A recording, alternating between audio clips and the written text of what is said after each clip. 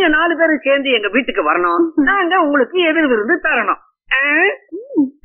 நாங்க 4 பேரும் ஒன்னா சேர்ந்து வந்தா 4 பேர் 4 விதமா பேசுவாங்க. எங்க சன்னுகளுக்கு எங்களுக்கு திருச்சி விழுந்து. அதனால எங்க சன்னுகளை அனுப்பி வைக்கிறோம். அதான் ஈஸி. இது ரொம்ப கஷ்டம். அரிக்கணும் சார். ஃபேக்டரியில வேலை. ஃபேக்டரியில அரிப்பெல்லாம் இருக்கா சார்? அது சரி விடுங்க.